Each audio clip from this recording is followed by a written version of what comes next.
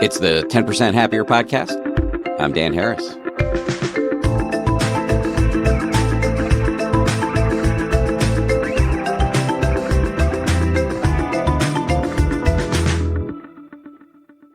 Hello, my fellow suffering beings. How we doing?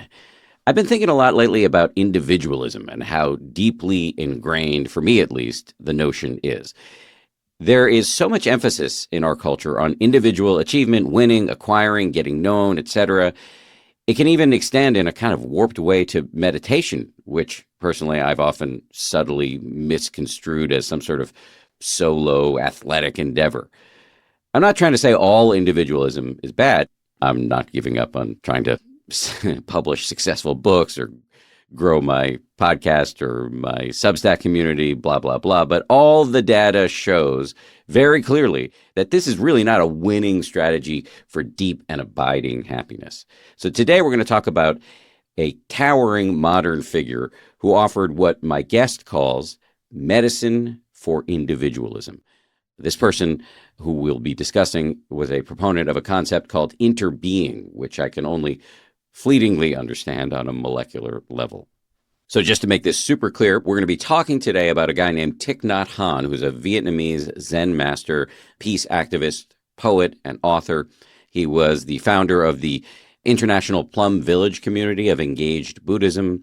Dr. Martin Luther King Jr. called him an apostle of peace and nonviolence when nominating him for the Nobel Peace Prize. Thich Nhat Hanh died in January of 2022, and thousands of people came out to the funeral. I'll admit with some embarrassment that I had been sleeping for many years on Thich Nhat Hanh, meaning I'd never really taken a deep dive into his work, and I never had a chance to interview him here on the show, in part because by the time I launched this show, he was already in failing health. Either way, we are going to remedy that, at least partially, today. My guest today is making his second appearance on this show. He's a Dharma teacher in Thich Nhat Hanh's Plum Village tradition. If you missed it the last time he was on this show, Brother Pháp Dung has an incredible personal story. He was born in Vietnam in 1969, and he came to America at the age of 9. As a grown-up, he worked as an architect and designer for 4 years before he decided to become a monk. He was very close personally with Thich Nhat Hanh, who he refers to as Thai or teacher. We recorded this episode shortly after Thai's passing in 2022, but we're dropping it down the feed once again today.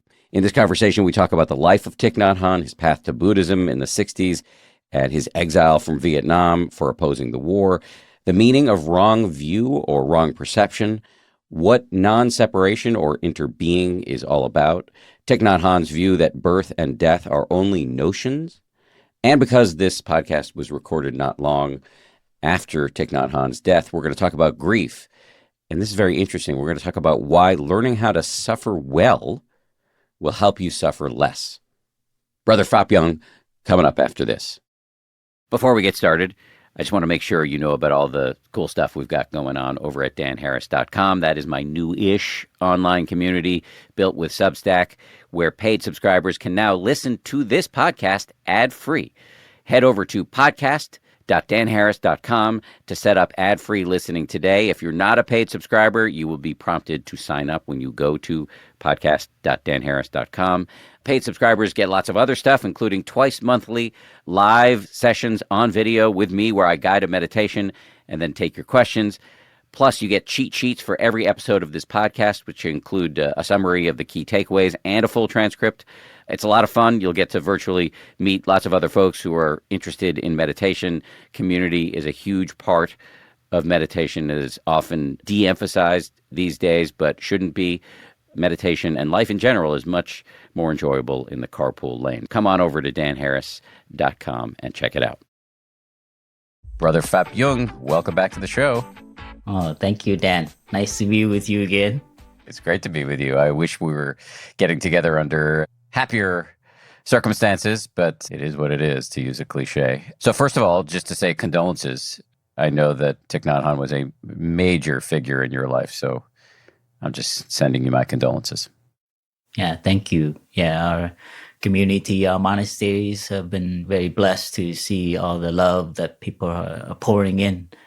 And we feel our teacher is not only loved, but he's continuing. They're really convicted to continue the practice and continue his message and to spread more love and more peace. So this is a continuation.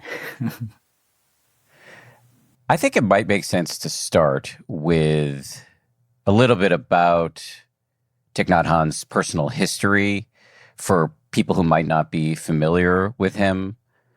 I know you interacted with him as a student and friend and not as a historian or journalist, but would you be able to just give us a little background so we have it?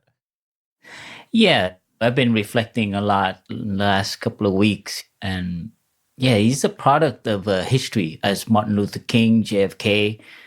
They were a product of a certain time in the 50s. So our teacher is a product of that time.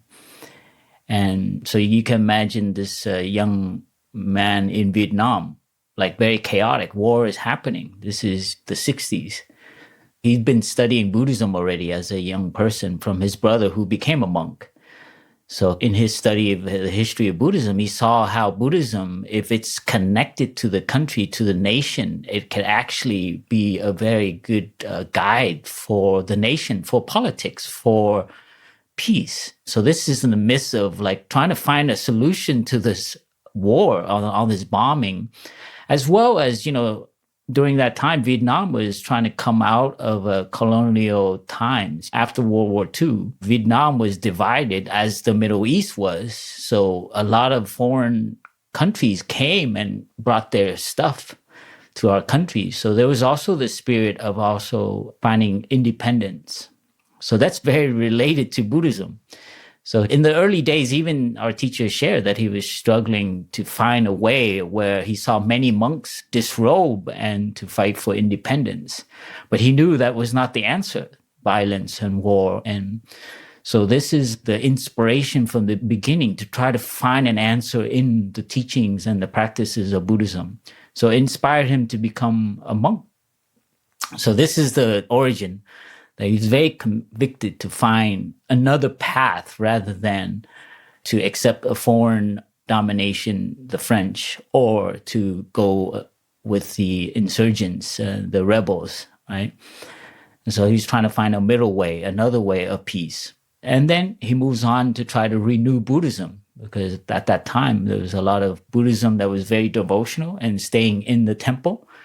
And so he gave birth to a way where you take the practice out and you do service and to help poor people and the villages that were being bombed and destroyed. So that's the beginning of engaged Buddhism. And Thai shared many times in his talks that, when the bombs are dropping outside, you cannot just sit in the temple and chant. You have to get up and go out and help. So this, while helping, he also got burnt out as well. So he knew that there was an element of contemplation, of reviving oneself. So he founded the first center in the south of Vietnam called Phung Boi, Fragrant Palm Hermitage, where he would take many of the young youths to revive themselves and then go service again. So it's the beginning of engaged Buddhism where contemplation, meditation, and action go hand in hand. So there's a kind of sustainability, a resilience that you need, because when you're out there and going against things, you get deplenished. So you can see the path of Thai, where he trying to find a way, another way. And then the war escalated and America came and the troops came and more bombs and so on. So he knew that it's not going to stop. He was like so depressed at some point, almost hopeless. So he decided to go to the US to call for peace and tell them all this bombing doesn't help. You're turning more Vietnamese people to become like more violent. So Thai went to the US and he was criticized for that. He was giving a press conference and someone said, "Why are you here in America? Why don't you go back and help your country, fellow villagers," and so on. And he said, well, the root of the war is not in Vietnam. It's in the American people, the government and politics. And that became the peace movement, and it was where he met Martin Luther King, Thomas Merton, that tour that was like he went around to try to get all the religious leaders to come together. So the vision is that the war, the destruction in Vietnam kicked him out of the country because he had to go and find out where the origin of all this violence was. And in calling peace, he was criticized both by the North and the Southern government of Vietnam. So he was exiled. So that's how he ended up being in the West for over 40 and 50 years. And being in the West, he began to see the suffering in the West and why wars happen because of the wrong perception and so on. And that's the beautiful thing about Buddhism. It looks at the situation, whatever it is. So it's not in a sense, it's an Asian Buddhist thing, but it's more like the Buddhist practice is to look at what is the suffering here and why does it create so much hate, war, and so on. And so Thai began to adapt the engaged Buddhism and develop the new way, and again, continuing to renew Buddhism so that is more appropriate for the Western mind, for the more modern mind. And he started to give retreats. And he saw that a lot of the suffering, a lot of the hate and wrong perception, wrong view about what it means to have a meaningful, good life, as well as wrong perception about other people, is the root of war. Because people have like a war inside. They're not able to find that true contentment. So that is the origin of why you would actually blame and have a scapegoat and create an enemy. So anyway, that's my reflection of how our teacher, how he saw loved as well as accessible. He was so accessible because he was able to change Buddhism again to adapt to the ills of society, which is restlessness, discomfort, whatever, all these mental illness that we have because the West, the culture is so oriented to succeed, fame, power, material things, but those things without a spiritual dimension, without a kind of a deeper calling of why you exist, rather than just satisfying your needs and your senses and your comforts. And he saw the ideas of individualism as well as materialism was some of the basic sources in the human being. And so the kind of like selfishness, stinginess, and so on, it just erodes the heart. And so this is where love, meditation, compassion, as well as seeing other people suffering as our own suffering. Interbeing was born from this. Thai's idea, that word, brings in the whole concept of Buddhism as that when someone else suffers, it's also us suffering. And we have to see when they're happy, we're also happy. So this kind of like medicine for individualism. And materialism, he brought a spiritual dimension or a kind of guidance in the non-material aspects of our lives and reviving what love means in the West. Many talks I would say, well, love is a little, the word is, I love you, I love my car, and I love my country, and so on. So I just give you an example. There was a period of when I was a monk where I taught a lot to revive again what our views are about what true love is and loving ourselves and how to love relationship. And he saw the breakdown of family and community. So again, Buddhism adapting to the ills of where he was at in Europe and America. So he was touring and gave many retreats and big retreats. Huge retreats, 800, 900 people, and sometime over 1,000 in Toronto. And what were people looking for? They were looking for ways to like take care of themselves because nobody was teaching them that. So meditation is to learn to love ourselves, to care for ourselves. And then from that, you'll have the space to take care of other people, take care of the planet. And so this is the root of why a whole nation, a whole group of people would actually condone bombing other countries.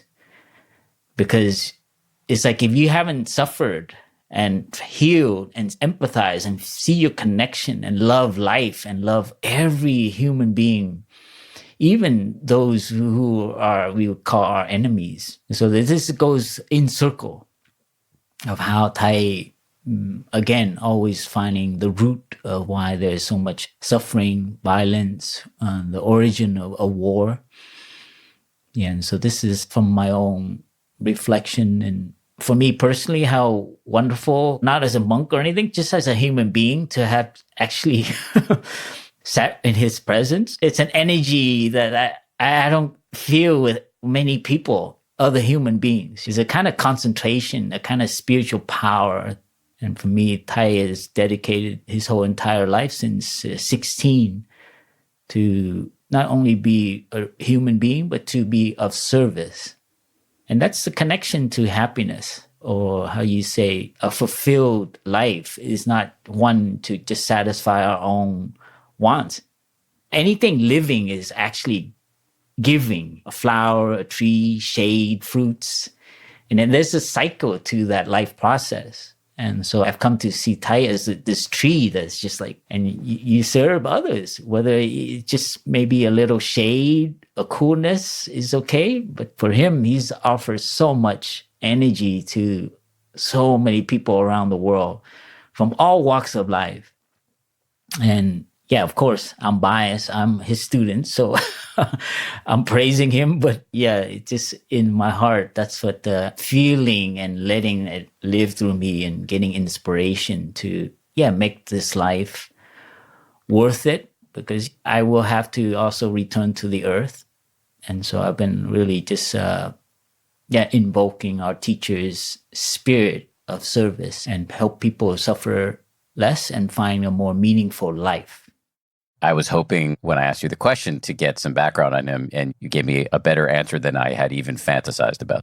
But you said a bunch of things in there that I really do want to follow up on because it's so interesting. You use this term wrong perception or wrong view, that the root of war is this wrong perception or wrong view that human beings harbor. What exactly is the wrong perception or wrong view? Yeah, we have a wrong view of separation, that they are different from us, right? And we have also wrong view that they are hurting us, hating us, and being violent to us because they also have wrong views, you see? So when someone suffers and they have a wrong perception about us, they will cause us harm. So we in turn also have a wrong view, a wrong perception about them, right? And so it doesn't mean that in a historical sense, there are nothing wrong events, right? But the right view is like, okay, let's listen to them and see how they perceive us. So it's back and forth. In a relationship, your husband and wife, partner and partner, it's always happening. We have an idea that, okay, they are like that. And the next day we treat them like that. And we put them in a box, but they're more than that. And our perception should be alive. It should be very moment by moment.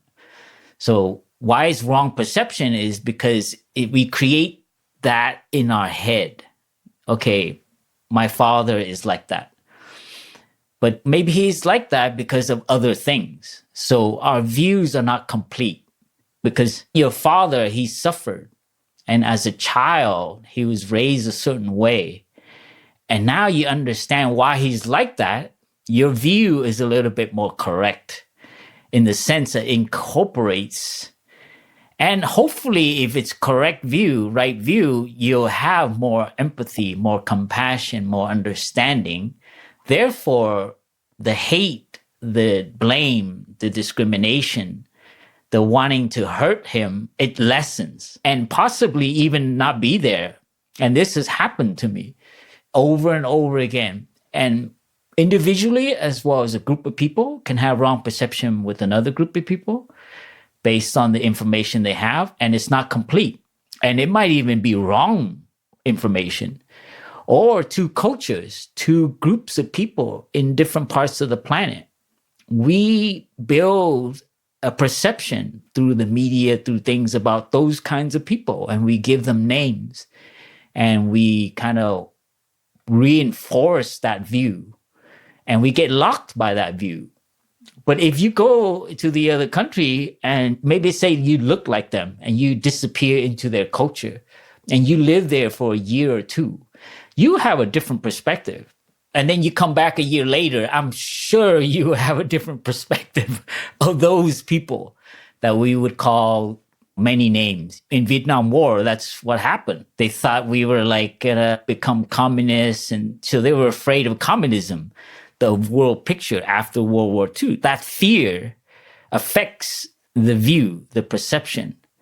So they gave us many names during that era, which I won't repeat because it's, based on that fear that is underlying that view, you begin to act and behave very destructively and you start to blame. And this is nothing new. I mean, there are many documentaries that show you the historical events and why certain people in power, statesmen, made decisions that is so inhuman.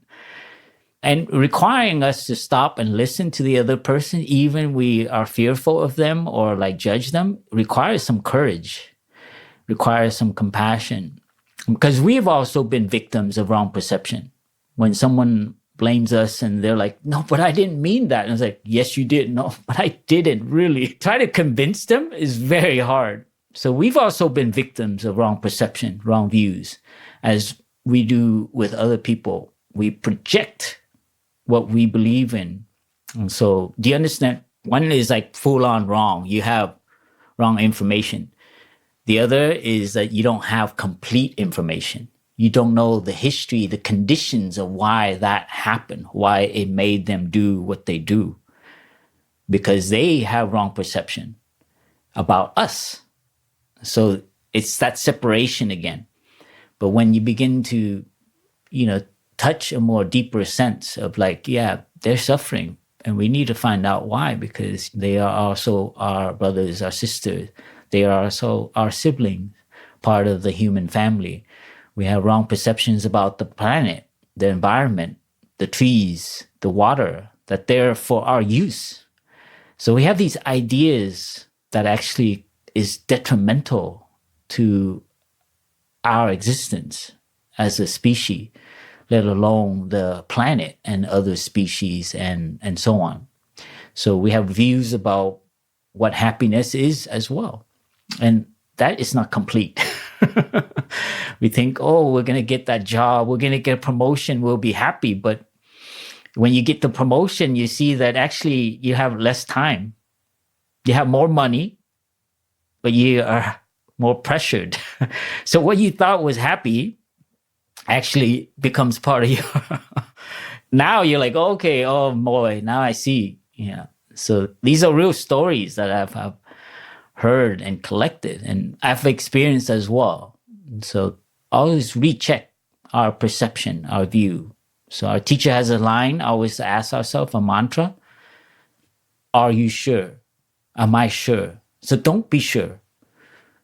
So have a little doubt, because it opens up to investigating. And it's very hard to do, by the way, especially when you know you're right or when a group of people know that they're right. Yeah, that's where we are at right now. It's crazy. It's very scary because people are so easily triggered because they're so convinced that they're right. So that's kind of my experience personally, as well as watching what happens to groups of people with views. I just want to share, when you see two people arguing, your friends, and they turn to you and say, what do you think? You're like, well, I don't know. I was like, both of you could be right. I was like, no, you cannot say that. One of us is right. And I was like, no, I don't have a view about it. You see it? Oh, I love that because I've been into that in situation. It was like, both of you can be right. Come on. And it's because you're not so self-interest in the situation. You're the third party that has no view about it. That is amazing. If it's an accident, it's great, but like when you're in it and you want to get to that spot, is very hard because we have views about ourselves and who we are, our identity, and what our principles are, what our truths are, that lock us down. They're like a prison because you see, they're just your ideas. And that's why we suffer when people disagree or they have a different view. Anyway, that's a good example that always reminds me when two people are having views and I'm the third person. I'm like, both of you are right. And that is possible.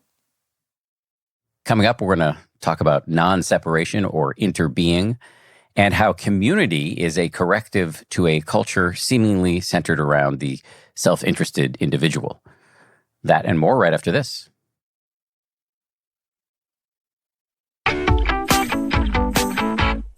In talking about wrong view, early on in your answer, you mentioned the idea of separation. This has always been a tough nut to crack for me, and I suspect I'm not alone on this. To understand the opposite of the fallacy of separation, it's sometimes called non-separation, or as your teacher called it, interbeing. And I wonder if you could help us get there, because on some level, like I'm looking at you on my computer monitor right in front of me, like you and I are not the same people. So we are separate on some level, right? So what's wrong view or wrong perception about that? In terms of human relationship, when someone is suffering in the situation, you feel. So it's a kind of key for us to actually see the human journey. And when you see someone else happy, right? And there's somehow you just, and it's a practice. And that's when you don't have that separation, you also feel their joy, their happiness. And you're so happy that they're evolving and they're growing as a human being. And you feel that's you. I mean, because you benefit from it. I mean, people say, oh, you're selfish. But actually, when you benefit, you're just a nicer person to them. So it's always this kind of like intermingling. And the thing that I have my experience is like when you are not taking care of yourself, you are not taking care of other people because you hide from people. You're not very open to listening to other people. You just want to like take care of your own thing. So in a way, you don't have enough space to allow the interconnection to happen. And like a mother and a child, when the mother is balanced, I say she's really knows the love is coming from a deeper space. She's not overloaded, overbearing. The way she treats her child is very different. When she's overwhelmed, bombarded with things, or when the father is overwhelmed, all of a sudden there's a separation. You don't care for your child as if she or he was your own. That's because you're overloaded. So when that love comes, there's no self-interest or other interest. That concept doesn't come up. And I experienced that with my mother, my father. And I experience it with my siblings. This is when I'm whole, I'm taking care of myself. I have space within me. And then you have more space for others. So in relationship-wise, it's very practical. It's not a philosophical thing where you say, you are different and I'm different. It's not different or the same. And that's the crazy thing about Indian logic. It doesn't tell you what something equals to. It just tells you it's not two. That's what drives me crazy in Buddhism. It's like, they don't tell you what it is. It just tells you it's not two. So you say, no, tell me what it is. It's just not two. I don't know if you looked at the Indian logic, but that's the non-dualism. And there's a whole tradition based on that teaching, not two. I mean, it's like in the gate of their monastery, it says not two. Can you believe that?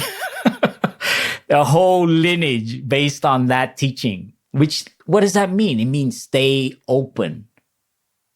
What does that teaching mean? It just stay open.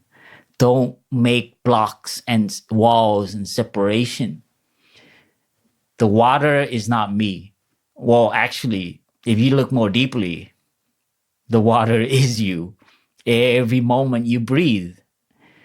So these are these ideas that we have. She is not me, right?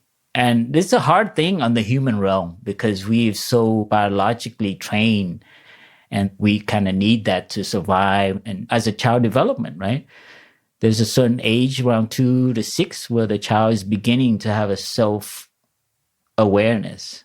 It's amazing. I love looking at studies and so on that they experiment on children and when they start to see that.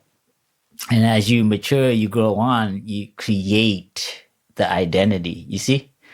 So it's biologically in us and it serves a function, but it also is a limit. And so the spiritual practice is not easy because sometimes it seems like it conflicts with the biological aspect. But if you look at some of the people I admire, they have quite more spiritually evolved. And you talk to them, they don't harbor any hate. And they're just very open. And so for me, yeah, it's not everybody. I mean, you just have to survive in the situation that we're in the world. So our culture is very based on that. And that's why it's hard to actually make a living and survive in the world, because you get taken advantage of. If you're like, oh no, I'll help you with your project. You don't know, take it. It's yours. You wouldn't survive because our culture is very based on the individual and this separation and self-interest and bottom line, my side of the fence. So I have to also say that it's not very practical. That's why I became a monk. It's like, I don't need a job. I can't get fired. So you don't think you can live non-separation or not to if you're not a monk? You need a community. You need like-minded people. I mean, you need support. Yeah, because it's hard. You drive on the freeway and it's basically all about that. Get off my lane. Why did you do that? So you have to drive very differently. I'm in LA right now and we're having to drive and I have to really protect my mind because it's very easy to harbor a wrong thought. So how do you practice compassion and non-separation while driving? It's like, oh, okay. I know you're in a hurry. Okay, go for it. Okay. So you try not to harbor hate. Oh, it's amazing practice. It's like, okay, I see. All right. I know you're in a hurry. Okay, you're probably pretty angry. I can feel that energy with that cut. So, you don't see different, but you understand that the culture, the environment is so stressful for people when their lives are so distraught. You feel for them. So I don't have hate. I am totally watchful. Of course, I don't go slow down, let everybody cut in front of me because I'll make the guy behind me very upset. So I have to be skillful. So yeah, you practice non-separation and on the freeway, it's very real. And so every day we drive the freeway, we can possibly reinforce that kind of anger and frustration. It's like, why did you do that? Or like, no, you're not getting in. No, I'm not letting you getting in. So you reinforce it all the time in our culture.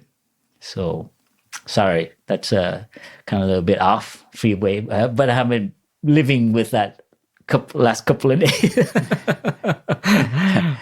It's not off at all. I think it's actually spot on. I want to bring it back to your teacher, Thich Nhat Hanh, on this point of interconnectedness or interbeing, this tricky notion of, as my friend, the great meditation teacher, Sebene Selassie says, we're not separate, but we're not the same. So holding that in your mind, seeing how we are connected, but we are also on some level individuals too.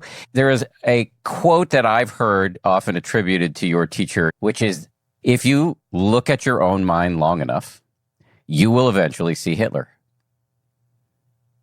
In other words, don't get too judgmental about other people's actions because it's all right there in you too.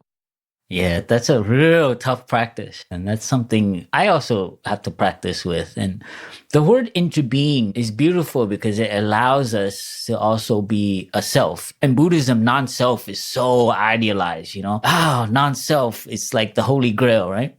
But it's also a trap to think of non-self because it's a kind of like a ascetic practice, a fear of becoming a self.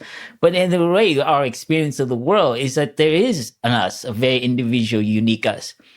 So into being, there's an interaction with others and their environment, from the food we eat, the water, and so on. But another aspect of it that needs to be dealt with at the same time is continuation. So into being is also a transference of energy. So we are a self, but we are our ancestor. We are our parents. We are our culture.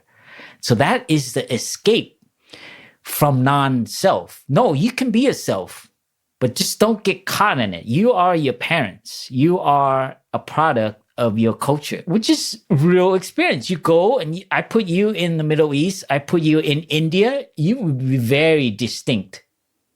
And in living there for 10, 20 years, you will evolve. So you are also your environment. So there's this interbeing dance that we are doing with other people. So always transferring energy through sharing, through words, through presence, through energy, as well as continuing when that energy comes into us. So when we've been with our teacher, we know his teaching, we've heard his words, his Dharma, his practice. And if we can touch, that energy continues in us. So in a way, there's also the idea of continuation, like a cloud, right? A cloud becoming rain, becoming river, and then becoming ocean and becoming cloud again. Continuation into being. The cloud goes into the tree, becomes a fruit. Someone eats the fruit. Where is the cloud? So there's interbeing. It's a beautiful way to describe the workings of reality, of how things work. Everything that's alive is because there is also death. We got to find new words for it because it's so like dark and white. But like things change, like the four seasons. So there's this dance of interbeing. And this is a hard practice. It's not something we understand it, but to come in touch with it requires training because we are also not just spiritual, we're also biological. So there's like, hey, where's my shoes? No, I need my shoes back. We got to also live in the historical dimension. So that's why they're called concentrations. They're not like philosophical concepts. In Buddhism, there's a interbeing is a concentration. That means you hold it, you maintain it, and you look at it. Every time you drink tea, every time you turn on the water, you hold that. And if you're lucky, you begin to see more deeply into things. And so they're called keys, they're called concentration, they're called mantra sometimes. So in the Buddhist practice, these concepts are not to describe reality and how it works, but they're for us to hold and to look into things, to look deeply with. So that's why it's concentration, mindfulness, concentration, and insight. So those three energies, these concepts, or else it's a Buddhist studies. You can go and write a 100-page academic paper on it, which is fine. But the Buddhist practice is for us to hold and to look at our world, ourselves, and the reality of how things work, because we have wrong ideas about it. Yeah, and that's our teacher's whole life. He saw that happening. And that's of all Buddhist practitioners there. They begin to see their perception. That's like huge in the Buddhist practice. The origin of suffering is our wrong views, our wrong perception. That's like, wow. That's the key. And that's why we sit, and that's why we breathe. And Thai's been teaching that. All his retreats, he's helped people to just slow down, to have some space, and then to look at ourselves. Why we continue to behave like we do.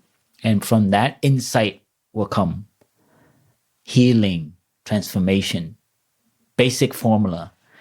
And Thai and the whole 2,500 years of tradition, that's all it is, to help us have a different view. You spoke a while ago about continuation. brings to mind another quote from your teacher. He wrote a book called No Death, No Fear. And in that book, he wrote, "Birth and death are only notions. They are not real." You touched on this a little bit, I think, in your previous answer, but could you say more about what your teacher was pointing at with that?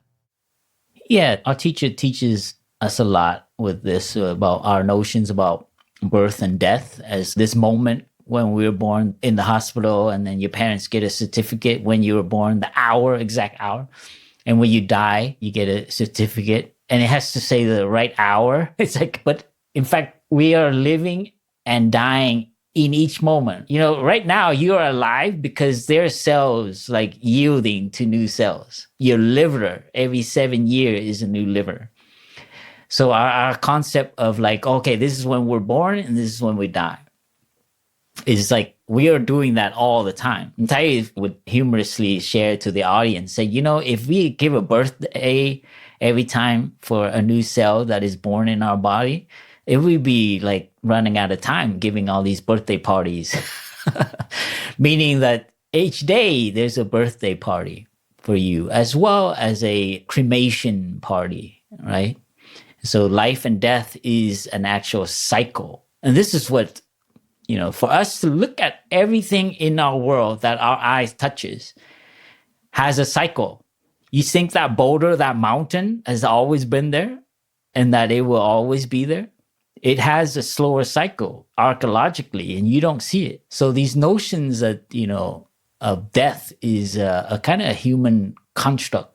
Of course, in our existence for 80, 90 years, we've manifested like this.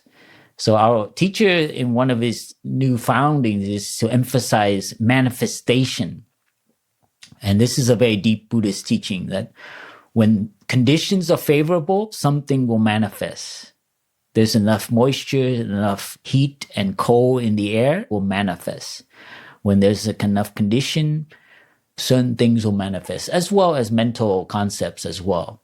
So manifestation based on the conditions, the favorable condition. So life and death is a kind of like a manifestation. We manifest for 80, 90 years, and we do not die and become nothing. We continue through our books, our videos, our words, our memories that we leave in others. So we're a little caught in wanting to be in this form. I want to come back as Dan, as Brother Pháp Dung. I don't want to come back as anybody else. I like myself. You see the suffering? That's why the Buddha emphasized so much, like the root of our suffering is self, our wanting to just be self. Because our human culture, we had to do that to survive, but we so caught in it. I know, I don't want to continue as somebody else. And there's some aspects of us will continue more strongly than others. And we might see our teacher strongly in other people than others and go, oh, Thai is reincarnated. There he is. It's like, but again, it's that attachment to want to find our teacher in that uniqueness. That's the suffering. And we can't see our teacher in different form. And so that's why our teacher always teaches, like the cloud doesn't die. It becomes other things. If you look deeply, you will see the cloud and you will not mourn because you will see, okay, because you're not caught in one form only. So for me, it is a practice. It's not easy because again, you mourn and you're sad and you have to deal with that because that's also beautiful about being human.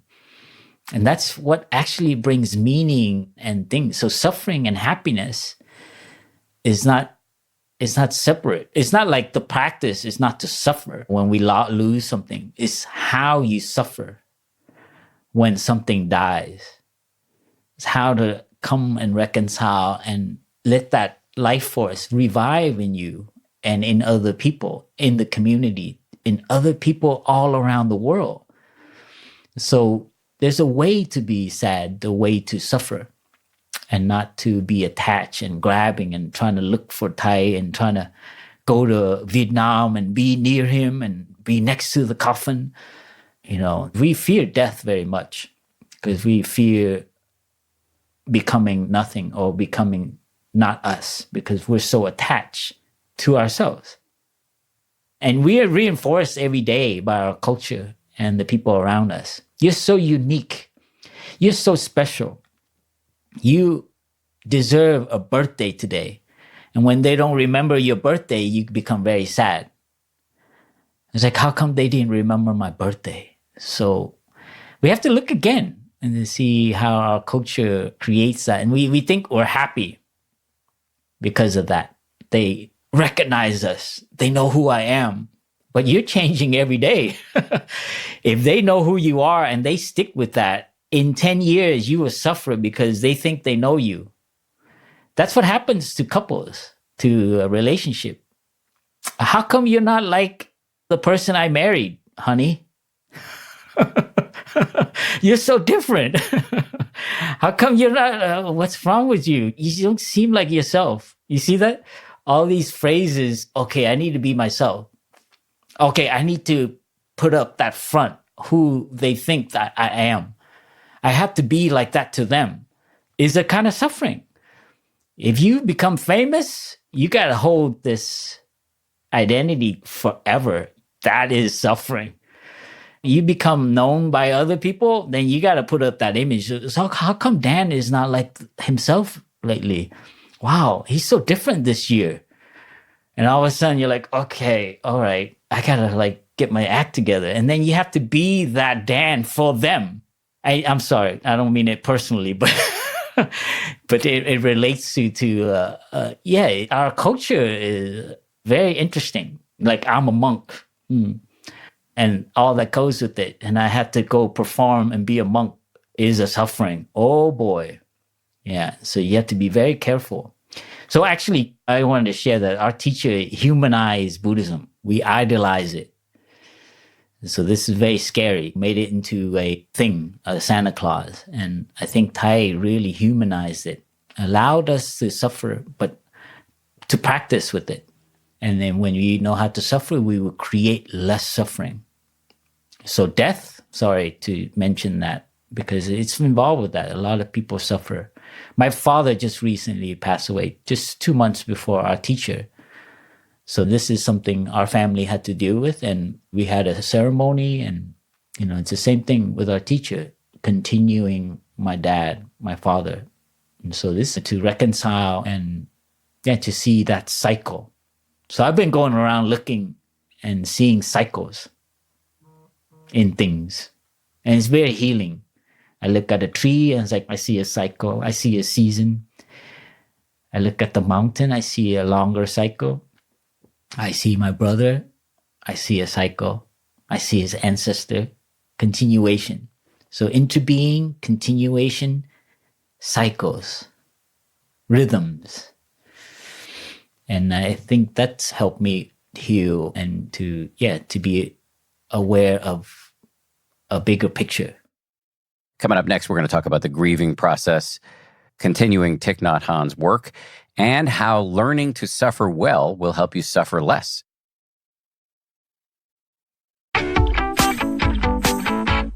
You've done all of this training, taking care of your own mind, in many ways, preparing for moments where impermanence becomes very much not theoretical. The last time you were on this podcast, you talked about this really complex relationship you had with your dad, and then another person, your teacher, who was a father figure to you, to lose both of them in 2 months, notwithstanding the amount of training you've done to be able to surf the waves of life. Has it been difficult for you? What has it been like for you? One thing that is occurring to is finding ways for me to care, to continue to care. Because a kind of loneliness, a kind of retreat, a kind of like, the culture wants us to be sad only. And I know my practice recently is to counterbalance it with caring.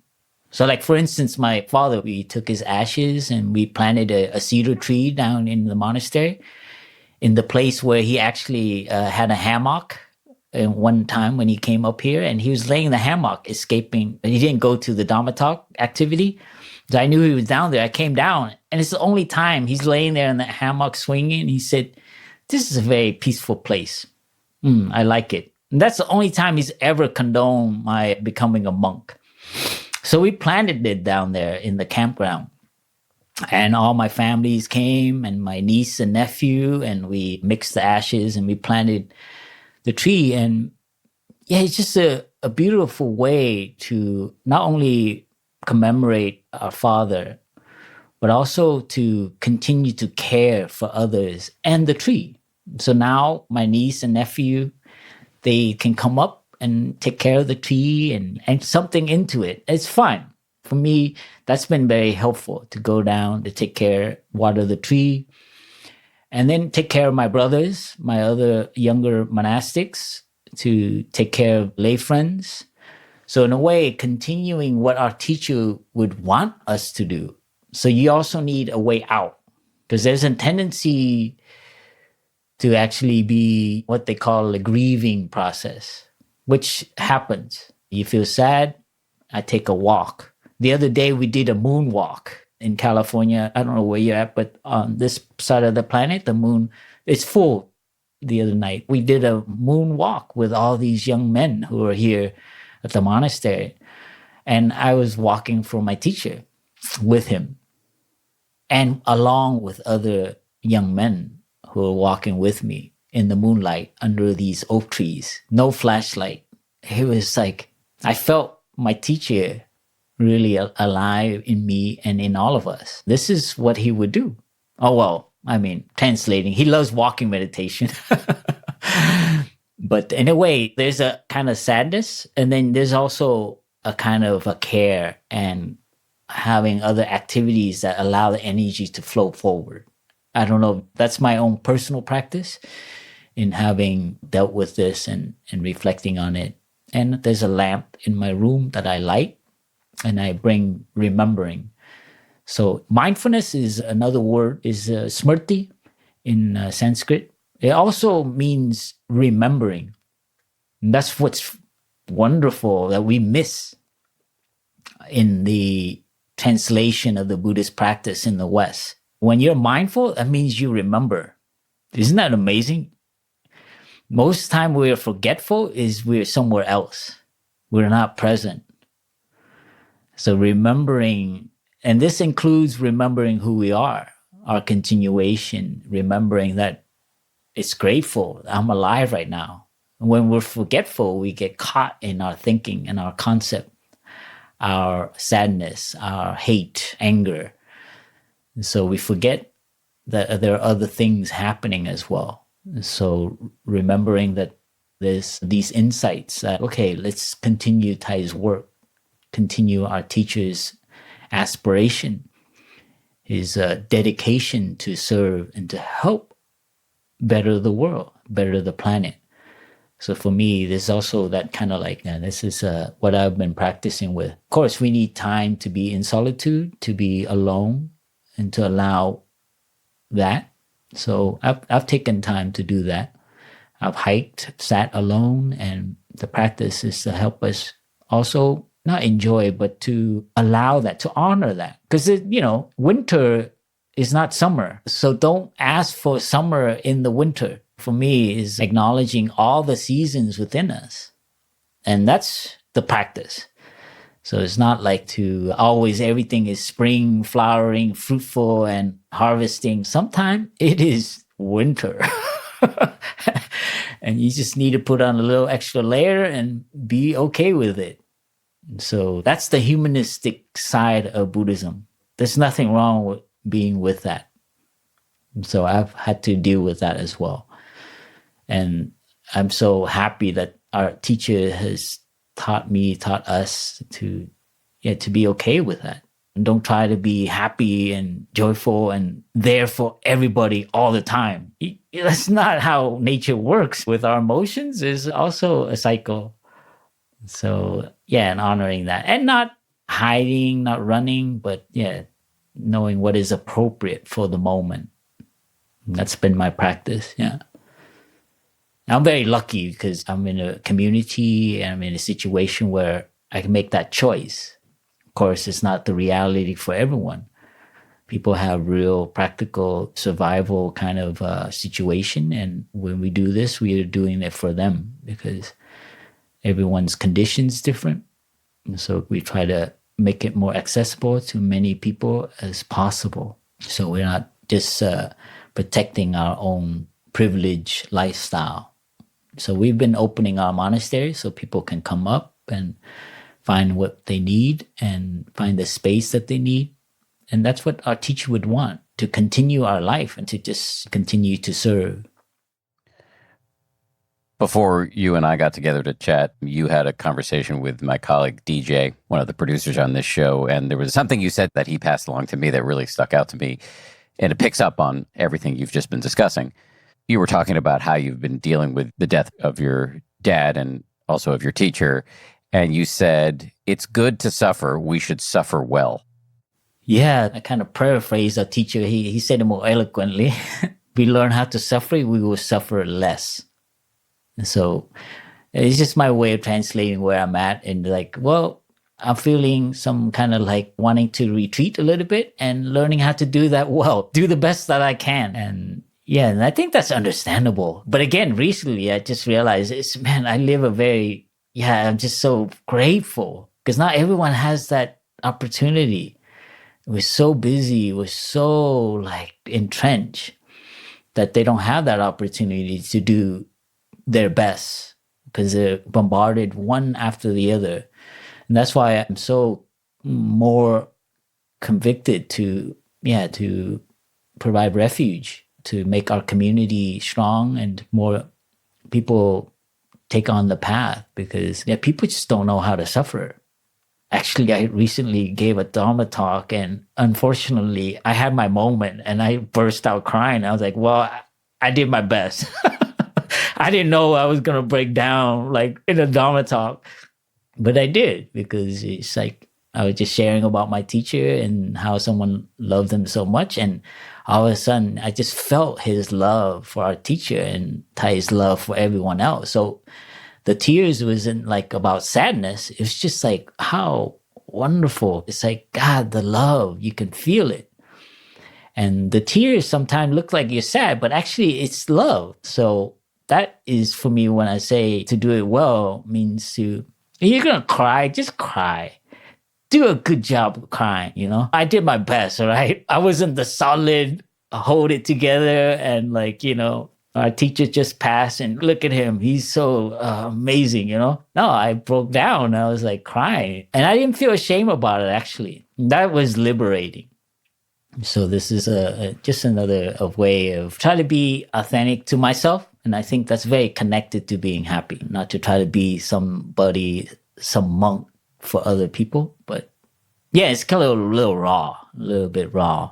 And fortunately, my personality is kind of like that. I don't mind that. As long as it's not too way off. You've talked about how you feel privileged to be in a monastery. You have the space to suffer well. But what can the rest of us who are in the hurly-burly of quote-unquote normal life, what can we learn from you and your teacher about how to suffer better at the very least? Yeah, I think one is community, right? Finding community, find friends. And the other is simplifying our lives, reorienting on what really matters for us. Sometimes we're so busy and so filled up, even on the weekend, because, underneath it, we are dissatisfied with something. So to revisit that, to make space in your life, in your day, in your moment, whatever that is. And I don't think we're meant to be just working. I think there's a little bit more than that. To enjoy your life before you're laying on the hospital bed and it's like, wow, no one told me, and it's too late. So for me, I think each one of us to really make space and do things that nourish our human aspect, our spiritual aspect. And that's all what people lack and want, is to feel that they're like, okay, that they are enough. And meditation, mindfulness, all that is to help us slow down and to really be that person where we're at and not to run not only after material things, but run after a view about ourselves. And having community helps, having communities and having meetings together, gatherings. So there's some accountability, the interbeing. So you're not feeling well, but you show up. And then all of a sudden you see that your mental state is momentarily and it changes because you're interacting. So the way we structure society, very individualistic, own apartment, own box, and so on, and separation that somehow it's not sustainable. And that's what our teacher is for a lot of his life. He encouraged us to build community, to build a sangha when you return. And that's because it's not sustainable to live 24 hours with the same person. It's just not sustainable. We need more of a kind of village-like interaction. I think I'm inspired by that because, I was trained as an architect and I love building spaces for people to feel that, to connect, to feel spacious, to touch silence, to touch nature. So community, environment, and to have that kind of space. Simplify your life. How much more do you want? And then that's so against our culture, though, to have less. Wow. And you see that everywhere, from the fast food, from the market to these super mega markets now. And then now with online, it's like Amazon and so on. These things, the more we accumulate these things, there's a cost to that. And we need to look, what is the cost? Look at our relationship, look at who we are. Are we any happier because of this promotion or having all these things? Anyway, that's the thing that I kind of broke out of. So it's very personal. And it's doable. It's just having enough rather than always looking for more. It's like, okay. And then you have more time. And then all of a sudden you have more space in your mind. And then you start to see what real happiness is. And that will help kind of counterbalance when you suffer. When winter comes, you have enough wood. So you don't feel the harshness of winter because you've been gathering wood. So for me, that's a urban life reality. We need time to actually prepare wood because we're not always going to be yippity-yippee, huh?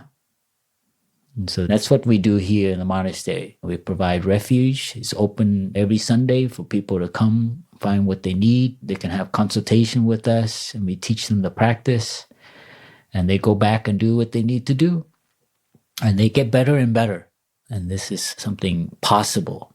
And so you don't have to become a monastic, just a little bias about it. But no, our vision is for people to have communities, have community centers in the urban environment where they're at. So sanghas, they're meeting in homes, but it would be amazing to have like centers that are like it used to be churches and temples, but now we have to envision like community centers where it's like the exercise gym or like the yoga gyms. You go there and actually you connect with yourself and you connect with other people. Can you imagine every major metropolitan having not just one, but many? That is the vision. To balance, again, the individualism and the materialism with the medicine of spiritual, not in some mystical sense, but very practical human spirituality. So it's not like fluffy. And again, having less. So materialism. So dana-based, offering, service, doing things for others, community service, helping the less fortunate. And so for me, the answer for materialism, individualism, which is the root of militarization, why we have become more police, more guards, more guns. If you look at the history of civilization and its evolution, it's very linked to when it breaks down and we become very wall-oriented. And And this is what's happening, not just in this country, but throughout the world. But on an individual, back to why our teachers come to the West to help each person find community, find ways to live more sane, more healthy, more compassionate. I just want to say it's been incredible talking to you, and I really appreciate you doing it at a difficult time for you and for your whole community. So thank you. Well, thank you, Dan, for continuing your path and growth. And yeah, I'm just so happy to hear about you and what you're doing. And yeah, it's a privilege and honor to support that, coming together with you. And thank you for reaching out. My pleasure. And let's do it again. Let's keep doing it. I love talking to you. Okay. Well, you take care.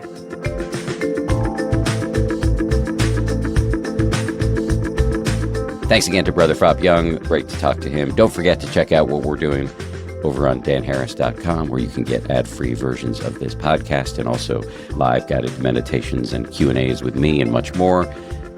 And finally, thank you to everybody who works so hard on this show. Our producers are Tara Anderson, Caroline Keenan, and Eleanor Vasily. Our recording and engineering is handled by the great folks over at Pod People. Lauren Smith is our production manager. Marissa Schneiderman is our senior producer. DJ Kashmir is our executive producer. And Nick Thorburn of the band Islands wrote our theme.